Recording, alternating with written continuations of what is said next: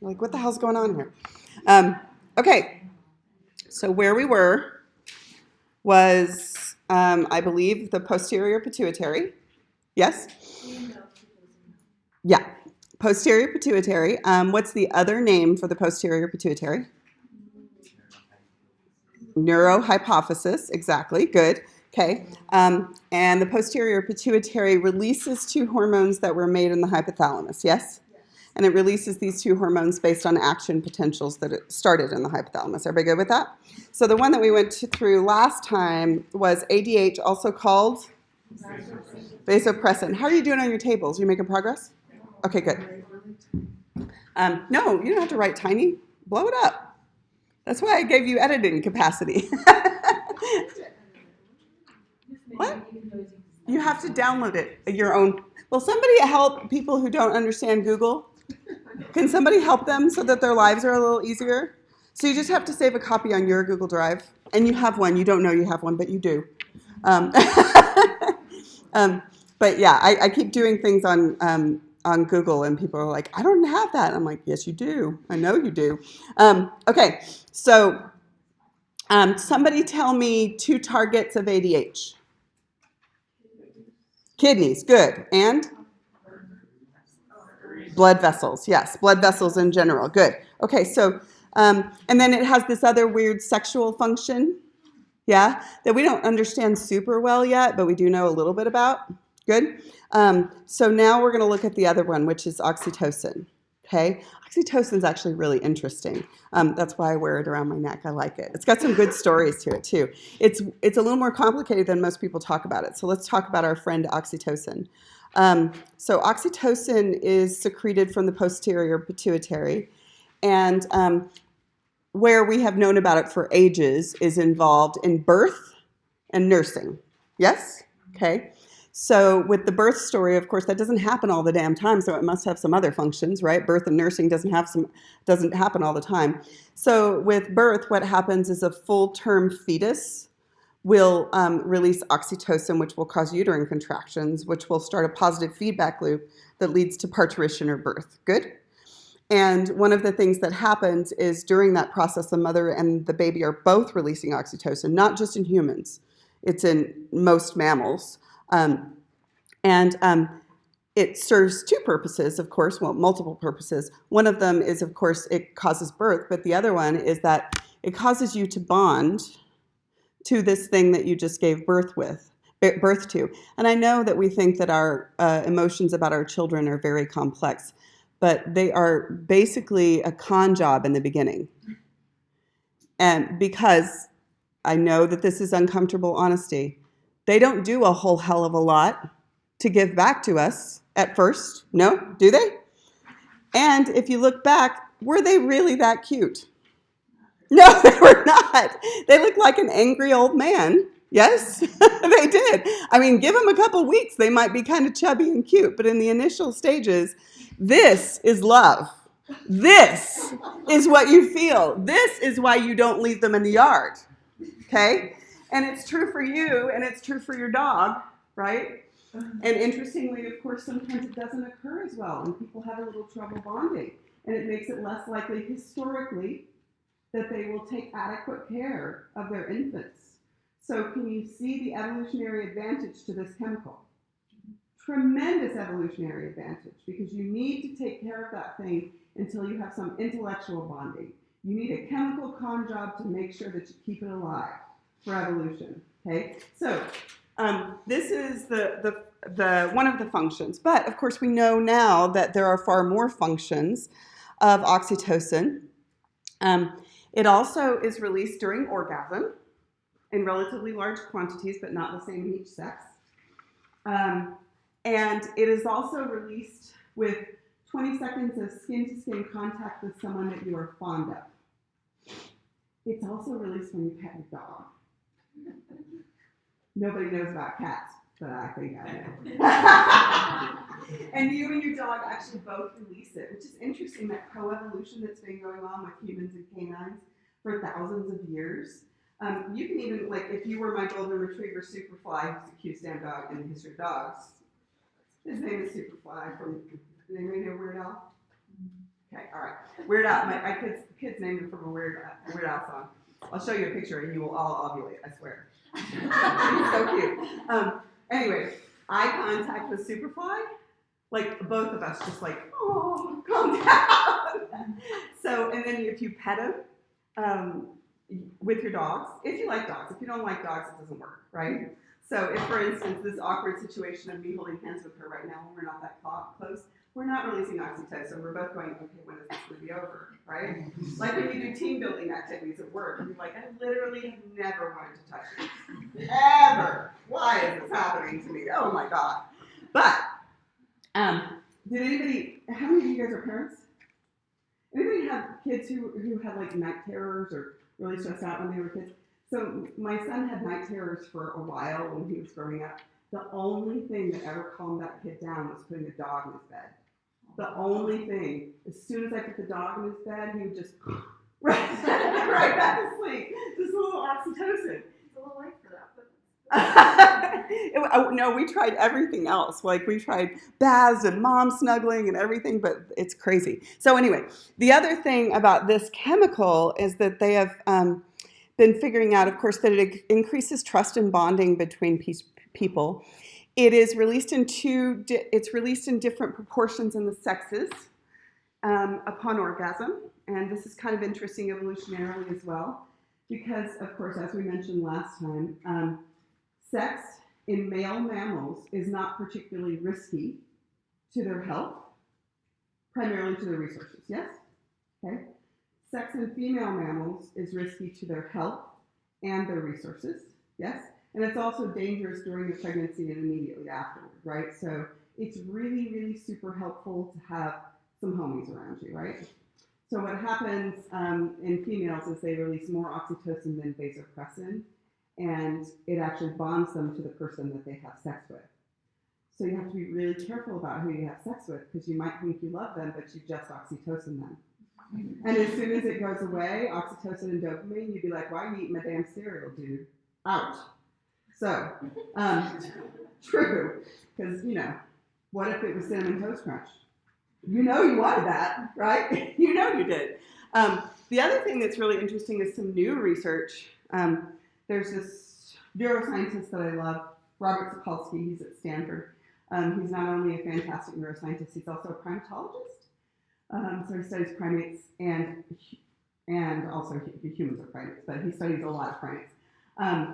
Anyway, one of the things that he and his lab and other labs have figured out is that oxytocin increases in-group bonding and increases out-group aggression.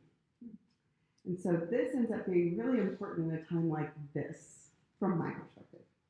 So what happens is, with people that you feel are part of your tribe, oxytocin will make you more likely to make small sacrifices for your tribe, to, for instance, defend your tribe, to solidify your tribe.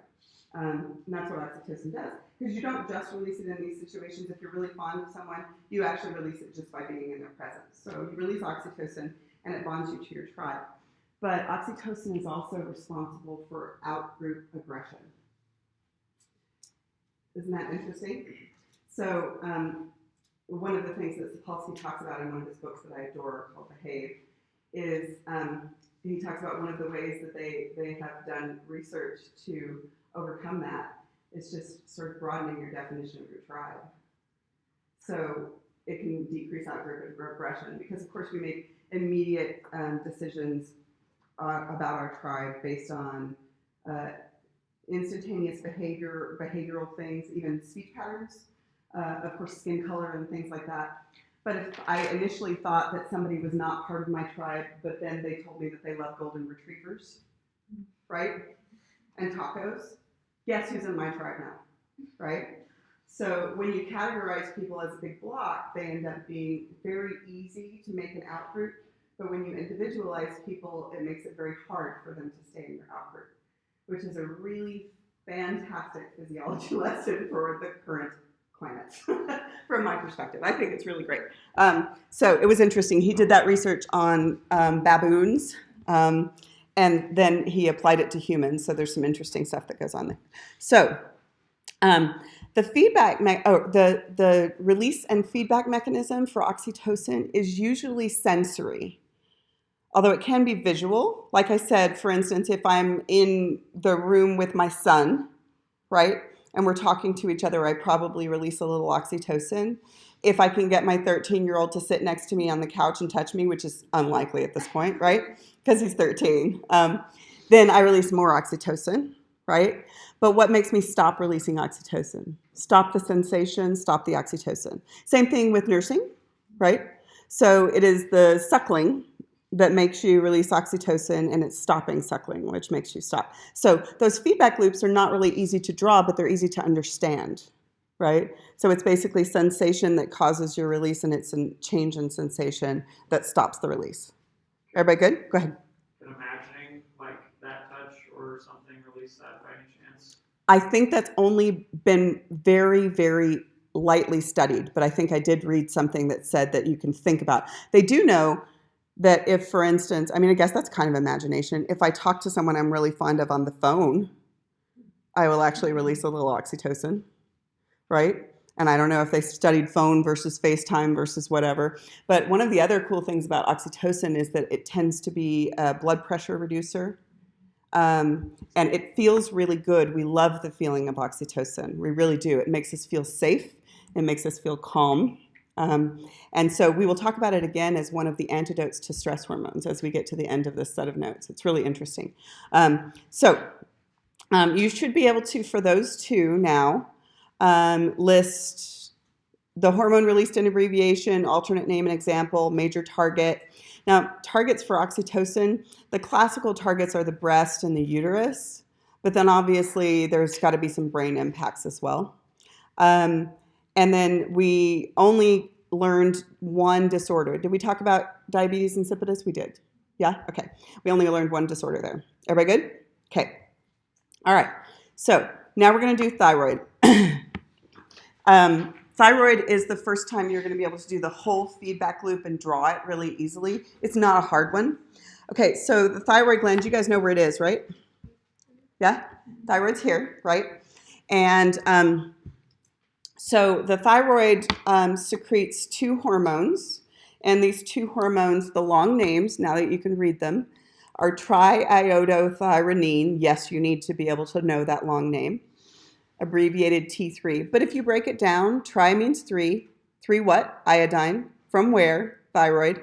What kind of chemical is it? Amine, right? So if you break it down, the word is easier to remember for me. It's also very meaningful. And then tetraiodothyronine, which is T4, also called thyroxine, by the way. What do these hormones do? Well, they do a lot of things. So let me just give you a blurb instead of like 3 paragraphs. Both of these hormones increase the metabolic rate in cells and support the metabolism in cells. And metabolism meaning the proper rate of all chemical reactions that go on, both anabolic and catabolic chemical reactions. And these hormones affect almost all tissues, and they are especially important during growth, which is really, really metabolically expensive, right? So from, fertilization to like age 25, right? These are going to be even more important than they are past age 25. That make sense to everybody? Okay. Especially super important for brain development. Brain development, putting it all together is really energetically expensive, and it goes on in almost every trimester. It starts like a little later in the first trimester, but then it goes on throughout the entire pregnancy. So we'll talk about that and what would go on if you didn't have adequate thyroid hormone during those situations. And then I think I mentioned this to you guys before. You don't want to commit to growth unless you can support metabolism. So does it make sense to you that if you have a thyroid hormone deficiency, you will end up with a growth hormone and a growth deficiency? Because what your body does is it checks thyroid hormone before it commits to protein synthesis and cell division, right? So what looks like a growth hormone abnormality might be a thyroid hormone abnormality. So generally speaking, they're going to check both. Is that okay? Okay. So I want to briefly talk about, I'm going to build the entire feedback loop. But before we do that, the chemical class of these hormones, T3 and T4, are lipid-soluble amines. And iodine is required for the synthesis of both. And so we are going to talk about the feedback loop, and then we're going to break it and try to figure out if you guys can understand what's going on with this. All right, so with T3 and T4, can you guys help me build the story? If the end of the story, before I do feedback, is T3 and T4 secretion, what organ is the beginning of the story? Yeah, good, hypothalamus, okay? Okay, and the hypothalamus makes what relevant hormone? TRH. What does TRH stand for?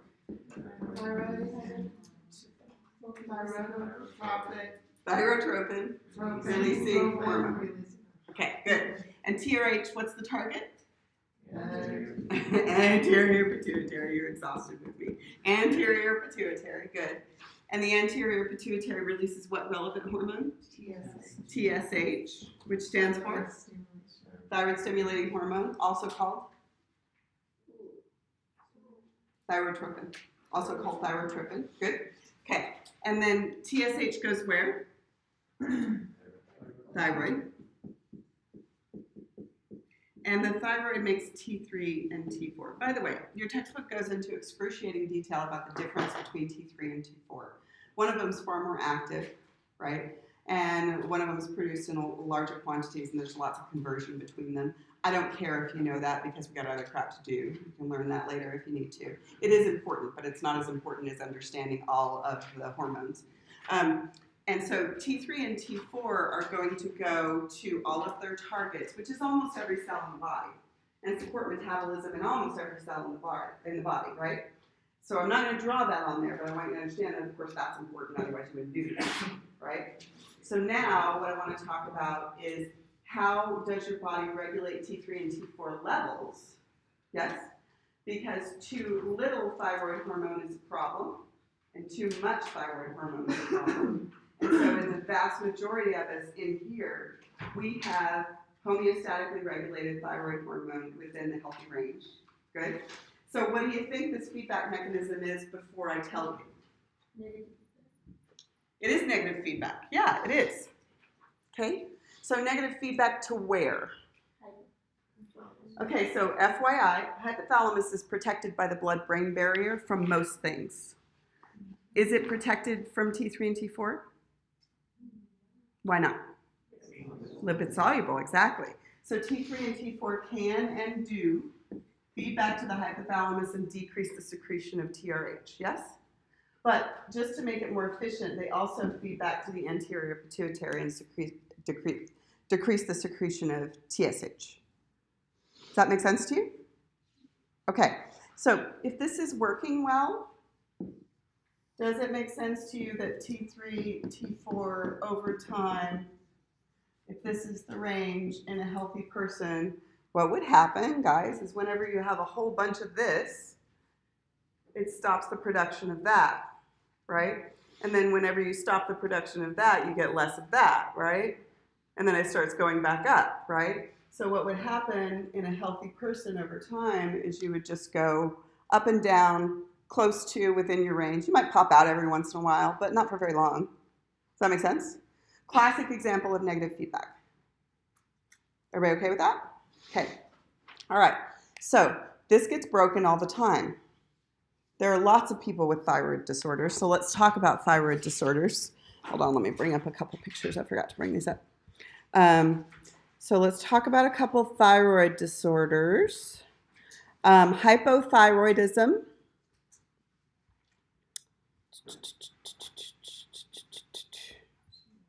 Diseases. Okay, hypothyroidism is a hyposecretion of T3 and T4. Okay? And when it occurs matters. If hypothyroidism occurred during fetal development, you've got a world of problems, okay? Unless you supplement it.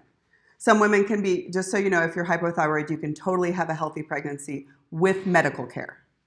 Without medical care, it will not be a healthy pregnancy, okay? So every one of us in here who's been pregnant has had their thyroid checked early in pregnancy, yeah? Okay, so hypothyroidism is a hyposecretion of T3 and T4.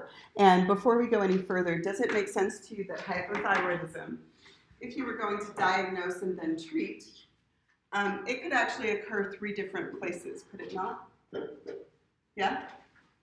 It could be a hypothalamus problem, it could be an anterior pituitary problem, it could be a thyroid problem. So keep that in mind for just a second. Okay, so hypothyroidism during fetal development causes what we call congenital hypothyroidism, and they used to call it cretinism. And they don't call it that anymore. Hold on, let me see if I can find it.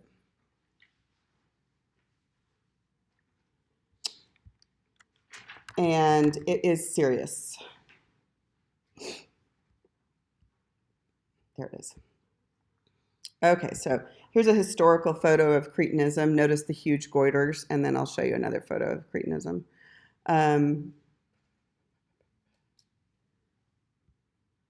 Okay. Here's another photo of cretinism. Not great pictures. So what happens with cretinism is because thyroid supports metabolism, metabolism supports growth, you get abnormal growth, but abnormal growth specifically of the nervous system. So you get severe developmental delays in the nervous system. And you guys probably know this, but it's worth reinforcing that you get one shot at putting together your nervous system. One shot. Whatever happens during fetal development to the fetal nervous system is permanent, okay? Because most of your fetal cells become amitotic later in the pregnancy. They become amitotic. So you get one shot to put it together. So what happens in this situation is a couple of things. So you have severe developmental delays in the nervous system that usually results in them not developing past a stage of infancy or childhood in their developmental capacity. And then for whatever reason, a lot of times the hard tissues do not grow as fast as the soft tissues. And so, for instance, you get hernias, right? And then this is called macroglossia, in which the bones didn't develop as much as the soft tissues of the tongue. So the tongue protrudes, okay? And then this is, you can see with this, that generally speaking, they're going to be very small. If they survive infancy, they're going to be relatively small. And then we'll talk about why they would have a goiter in just a minute. So why do you not see very much of this? Well, in the United States, we do have access to healthcare during pregnancy. It's not accessible in the same ways to all people, but it is potentially accessible. And if a woman had hypothyroidism and was diagnosed, she could be treated, and then the fetus could actually be healthy.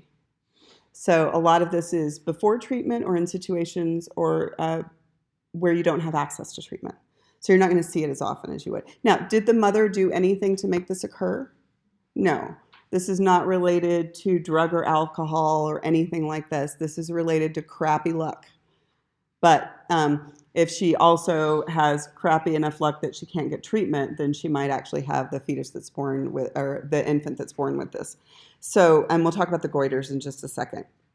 Okay, so that's hypothyroidism during childhood. But hypothyroidism during adulthood is going to have different symptoms because your nervous system is, of course, already developed. You with me? If your nervous system is already developed, then, why did you do that? Okay, if your nervous system is already developed, then you can end up with some symptoms. What do you think the symptoms are going to be? What do you think? Low weight. Yeah. So, no, high weight. So it decreases your metabolism. I don't know why she's so sassy, but this is the only picture I could. She's super sassy because she's got both thyroid disorders, but she is still working it, man. Okay, hypothyroidism. So a lot of times what happens is you are going to get weight gain, and that's usually the first thing that people notice. I'll talk about why it occurs in just a second. And then you're going to get a whole bunch of things related to low metabolism in different tissues. You can get arthritis, you can get cold intolerance because you get cold but you don't have the metabolism to warm back up. Depression related to the impact on your brain, forgetfulness, it can impact your periods, you can get infertility because of the low metabolism. So this is hypothyroidism. So if hypothyroidism becomes severe enough, it can be called Hashimoto's disease. Okay, so the diagnosis for Hashimoto's disease changes from year to year based on what they know about Hashimoto's disease. Hashimoto's disease is if there are X number of possible symptoms related to hypothyroid, yeah? And you have a certain percentage of those, you get diagnosed with Hashimoto's. Yes? So everybody that has Hashimoto's is hypothyroid, but not everybody that's hypothyroid has Hashimoto's. Does that make sense? Okay. So you just have to have a certain number of the symptoms. Some people have relatively minor symptoms and some people have really major symptoms. So Hashimoto's is generally autoimmune. Your immune system makes a mistake and starts to attack the thyroid cells that produce the T3 and T4. Okay? And so it starts to attack the thyroid cells that produce T3 and T4. All autoimmune disorders are more common in women. And most of them in your 30s, 40s, and 50s is when you're actually going to get them. The hypothesis that has some evidence to support it about why that is interesting. I don't know if you guys have ever heard this, but when you are pregnant, you have a being inside you that is half not you. Yes? And during birth, your immune system becomes exposed to that and sort of hypervigilant. And they used to think that the fetal cells and the maternal cells really didn't interact with one another, but now we know, of course, when you're ripping those capillary beds off the placental wall during birth, they do become exposed to one another. And the fetal cells can go hang out and hide in your body in some ways. Your immune system is depressed during the whole birth and parturition process, but it's not depressed forever. And then let's say they just went and like hung out in your thyroid, and then you get a virus that makes your immune system hypervigilant, and it starts to notice them, right? And so if it notices them in or near the myelin sheath, you end up with MS. If it notices them here, you end up with maybe Hashimoto's.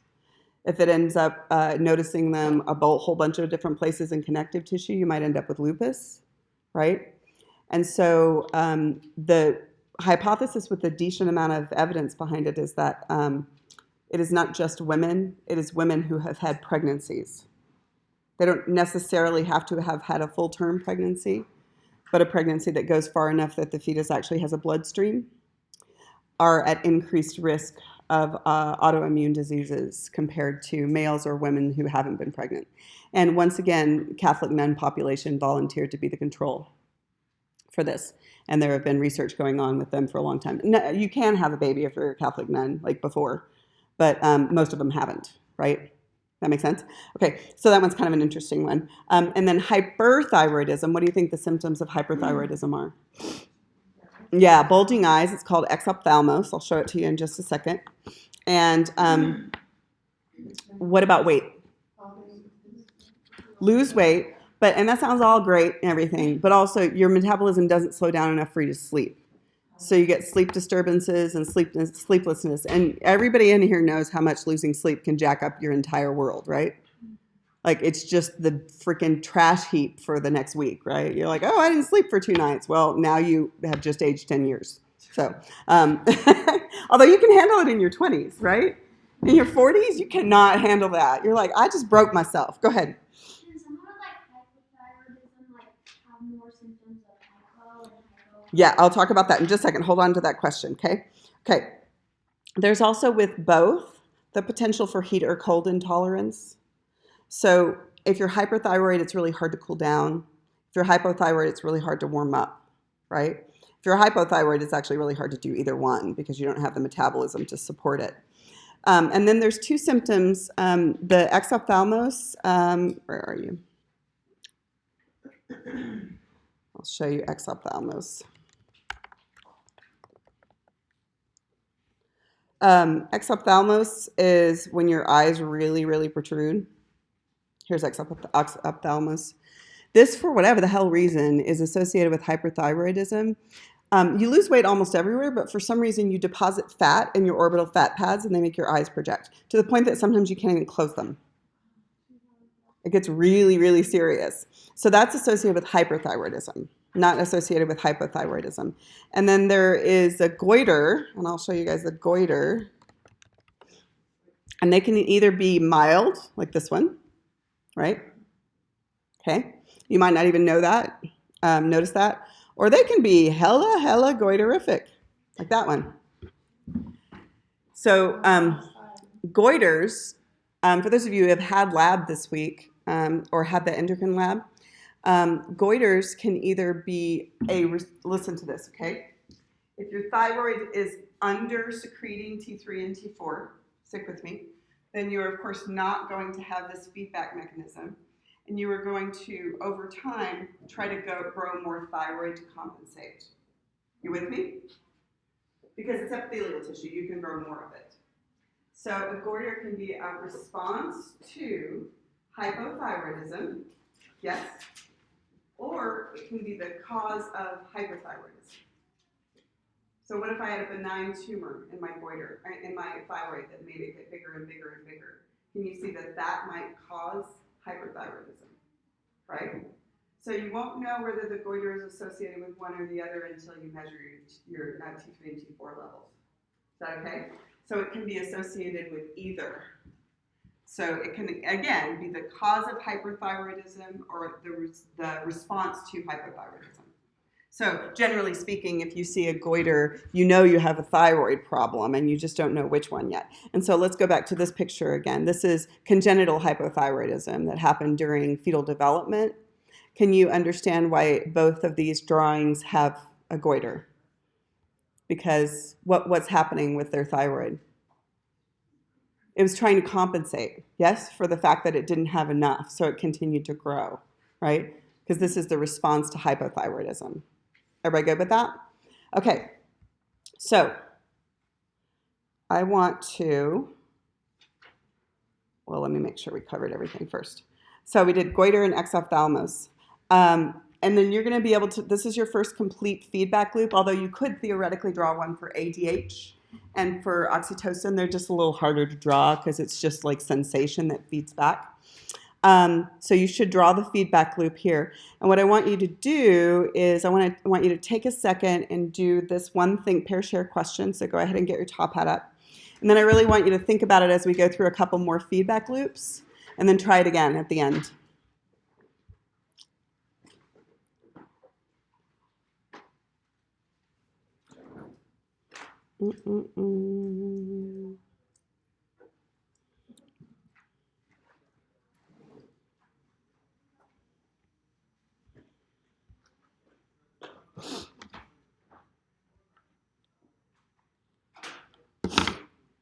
You have the feedback loop on the board to think this through.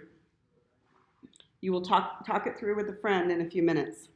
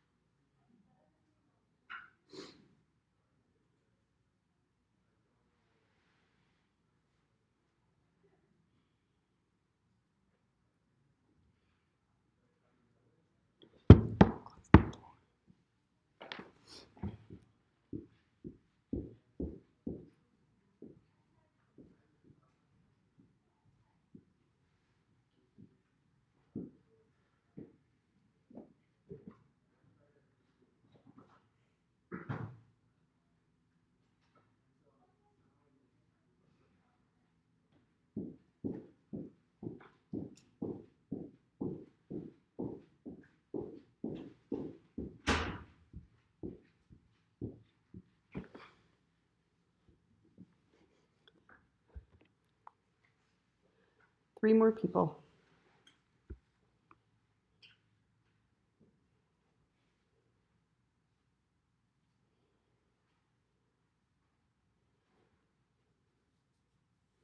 Two more.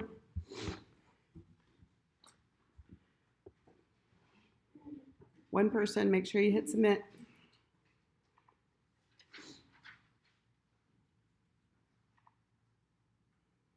5, 4, get your answer in. 3, 2, okay.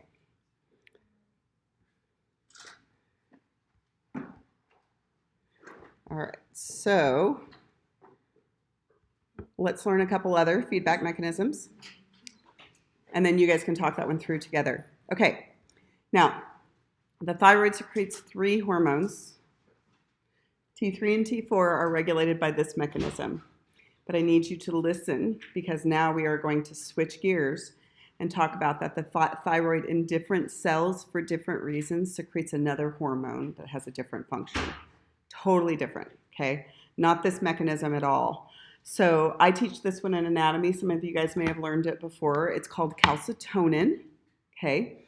When people say thyroid hormones, they mean those. When they say calcitonin, they will say it by name, okay? So calcitonin, I always remember what it does because it tones down blood calcium. Good? Okay. And it does this by basically targeting osteoclasts. So let me just make you remember a little anatomy for a second and talk about targeting osteoclasts. Remember what osteoclasts do? What do osteoclasts do? They break down bone matrix and dump the products, calcium and amino acids, into the bloodstream, right? So what would happen if I decreased osteoclast activity? Less breakdown of bone, right? And if osteoclast and osteoblast activity were balanced and I slowed down osteoclast activity, then I end up with basically dumping more calcium into bone from the bloodstream, right? So just by controlling this cell right here, they are going to be able to tone down blood calcium by decreasing osteoclast activity. Does that make sense to you? Okay, so it's going to decrease osteoclast activity. So let me talk about this one to make sure. So it targets bone tissue to increase calcium storage by lowering osteoclast activity. So you guys tell me, based on the principles of negative feedback, without me telling you, calcitonin should be released in response to high or low blood plasma calcium levels. What do you think? High. Yeah, does that make sense? Like the principles of negative feedback serve you here, right? So high blood plasma calcium levels. So let's just build a little feedback loop. It's super short, right, for calcitonin. So as you encounter high calcium concentration in the plasma, then it is going to go a whole bunch of places, but it's going to be detected by the thyroid. And then the thyroid is going to respond by doing what? By secreting calcitonin. You with me? Calcitonin is going to go where? Where's the target? Yeah, it goes to the osteoclast. And it decreases activity.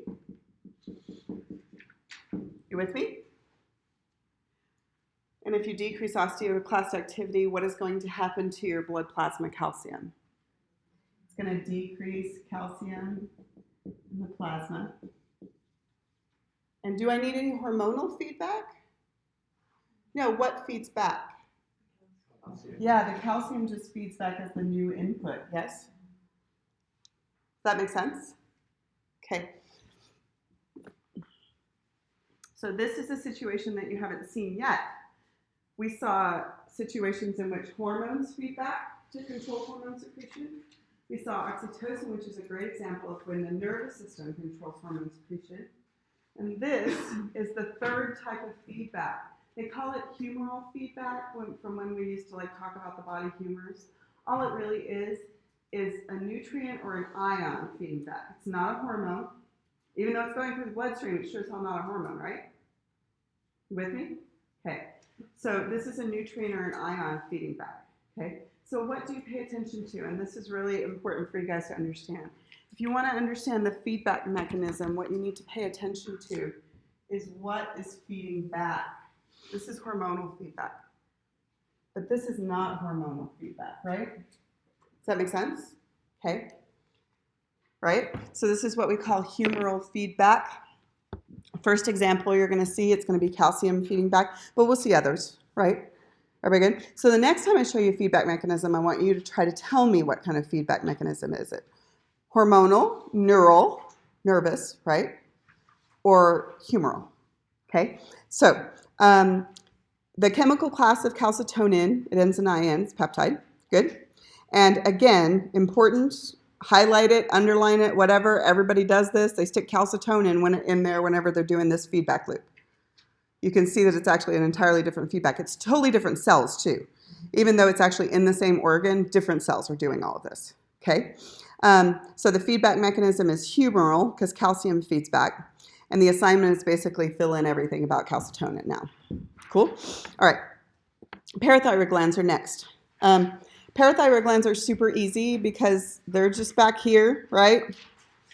Just two little, looks like pairs of nipples on the back side of the thyroid gland. And they used to not realize they were a separate tissue. And so whenever you had your thyroid removed, they would accidentally take those off too. And then you got a couple more problems, right? So the parathyroid glands are back here on the back. And all they do related to this story is secrete a hormone called PTH, or parathyroid hormone. And parathyroid hormone is kind of the antagonist to calcitonin. Okay? It targets bone and kidney too, to increase circulating blood calcium. So what it's going to do is a similar story to this. It's actually going to act at the same cells. But let's talk about how you could do something different by acting at the osteoclast. If PTH increases circulating blood calcium, what do you predict it does to osteoclasts? It increases their activity, right? Because if osteoblasts and osteoclasts were balanced, right, which they usually are, and you increased osteoclast activity, you would end up with more or less calcium in the bloodstream. More calcium in the bloodstream, right? So they interact with the same cells, but they do different things to the same cells, okay? So what is going to happen is it's going to increase circulating blood calcium. So primary target is osteoclasts, but I want you to try to figure out instead of me telling you. So again, when I told you before, I said, if a hormone has two different targets, it's never going to undo what it did at one target with the second target, right?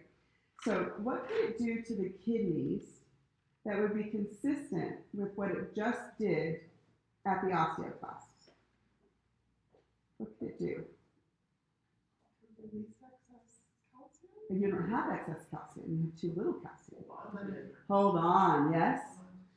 Right? Decreased calcium excretion at the kidneys, right? And do you have to memorize that one if you really understand it? Or can you like do osteoclast and then figure out, right? So the kidney function, I kind of think that's something that by the time you get finished really talking about the endocrine system, you can go, I know that the function is to increase blood calcium, right?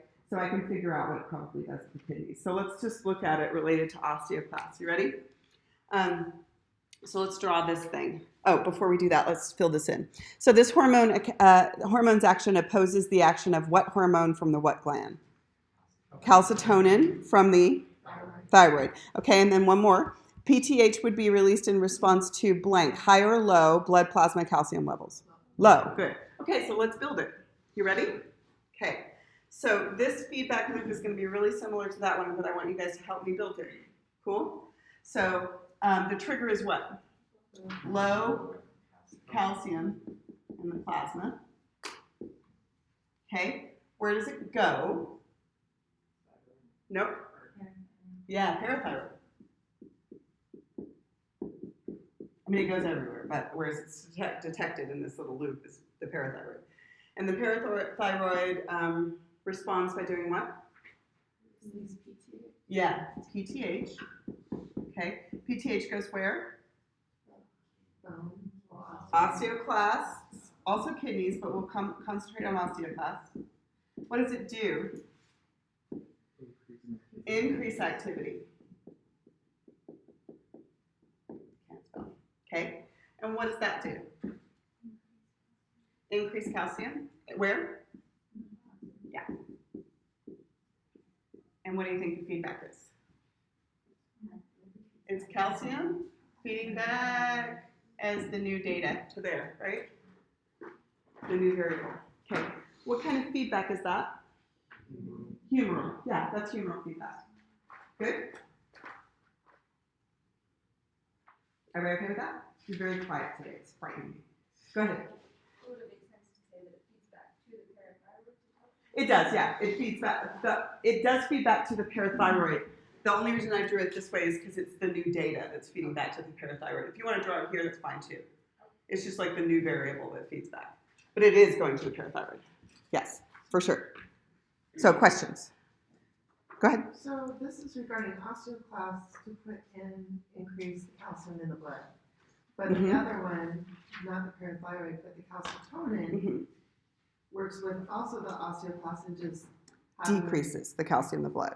Does it have them increase the osteoblasts and make? Nope, they both work on osteoclasts. Okay. They both work on the same cells.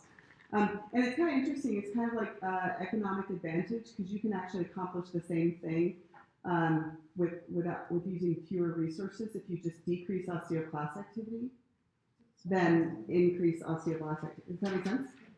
Yeah? Yeah? Yeah, it just happens to interact with osteoclasts. Are we okay with that? Okay. Any questions? You're good? Okay. You're being super duper quiet. It's frightening me. Okay. Before we do pancreas, and we may not get to it today because we have to talk about diabetes and all that kind of stuff too. I want to do the think, pair, share again. Okay. I want you to partner with somebody, and I want you to explain your logic, please. It doesn't matter. It doesn't matter if you change your answer. It's fine. It's part of the learning process.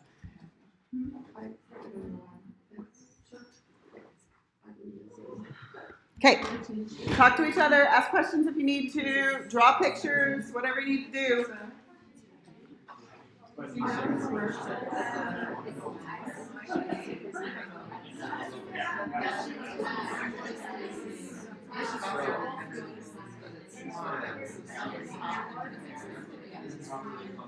Yes, because it should be high level also.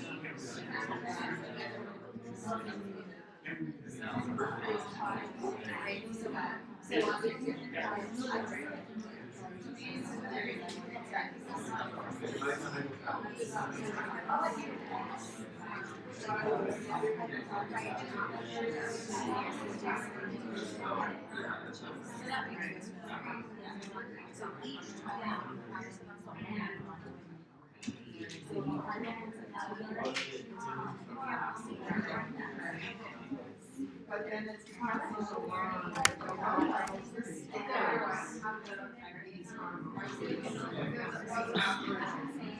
if there's oh, you're saying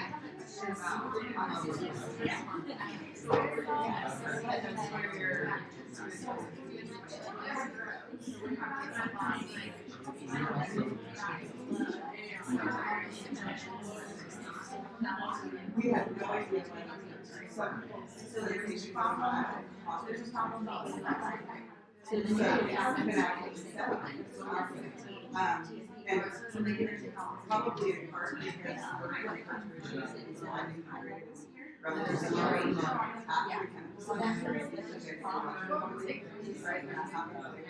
so a lot of times like if we just get through by other methods, they're not able to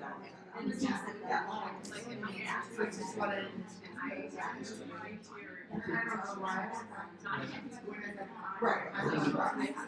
I thought it was here. Yeah. I was using silent. They are studying if they're higher low level impurities with and sometimes it's so I had a red stress and I don't know why I did that. Well, it's a new criteria. Well, I took it for sure, and then just so I was looking at it. Yeah, exactly. Yeah. It's So low levels That's of true. this. Right?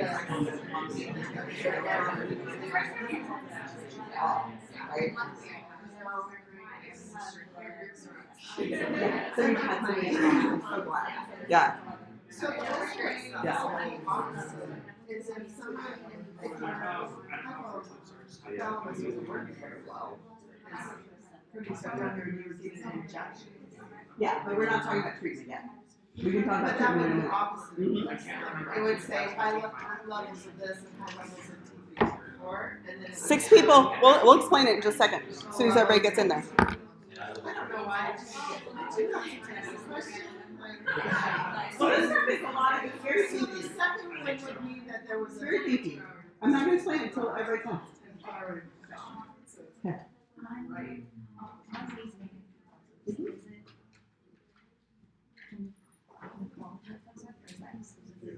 No, you can call them reflexors. It's a little hard to figure out where the brain is, and there's actually a couple of different effectors to get to the end. But the decision maker is really good here. Right? And this is the ultimate effector, but this is intermediate in the path. You've just got like a way station in the middle of the path, in the middle of the efferent pathway. Everybody in? Okay. All right, friends. Let's talk about it. What do you think the answer is? Let's see. Okay, and most of you guys got it. So now I want to talk about why with our last 3 minutes. Okay, 2 patients come in with the same symptoms. Happens all the damn time. You draw blood from both and find that patient A has high TRH, low TSH, and low T3 and T4. Patient B has high TRH, high TSH, and low T3 and T4. Which of these 2 patients has an improperly functioning, not thyroid, but anterior pituitary? Okay, so let me teach you about this. So with both of them, what's the level here? Low, exactly, okay? And if the level is low here, your initial thought would be something is wrong with the thyroid, right? But if something is wrong with the thyroid, then these 2 should be either okay, or if you let it go on for a while, those will get high. Can anybody understand why? Because they're not accomplishing this, so they're not getting any negative feedback. Everybody good? Okay, so if the problem were with the hypothalamus, what would this level be? That would be low, and then this one would be low, and then this one would be low, right? But if the problem were with the anterior pituitary, what would this level be? Normal to high, right? What would this level be? Low, and this level would be low, right? And if you do not treat it for a while, this level is going to go really, really high. And then it's harder to treat, right? Because then you have to deal not just with hyposecretion, but also with down regulation. And then it's harder to figure out the proper amount, which comes back to your question. Why is it that sometimes when people have thyroid disorders, especially if they're being treated, they can start out with hypothyroid, right? And then they're treated, and then they end up with some of the symptoms of hyperthyroid, in which their hair starts falling out and they start having sleeplessness. What's happening is this feedback loop works real time in your body, but when you go to the endocrinologist or whoever, they test you at maximum every 2 weeks and usually more like every 2 months, right? So you can have had a whole bunch more than you needed, right? And you can flip yourself into temporary hyperthyroidism, then they'll adjust it again, and you can have symptoms of hypothyroidism, then they adjust it again. They just continue trying to get right externally what your body is doing instantly, real time, all the time. It's really difficult to do that, right? We'll talk about diabetes next time, but what they do with diabetes is they make it closer to real time if you have, for instance, a pump. And the pump is testing regularly and adjusting regularly and testing regularly and adjusting regularly. And if a person with a pump is really rigorous about their diet, they can actually get pretty good results and not super highs and lows for insulin and glucose. Cool? Okay, so we'll talk about diabetes on, what is it, Thursday.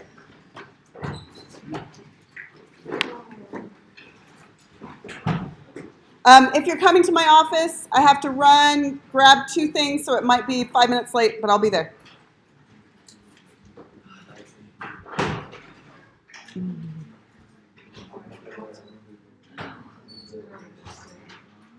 Huh?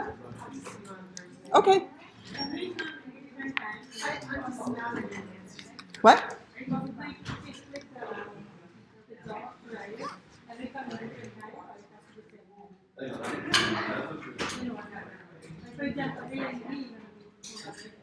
Oh, I don't care. It doesn't matter. As long as it's during office hours or I agreed to an appointment, you're welcome to come.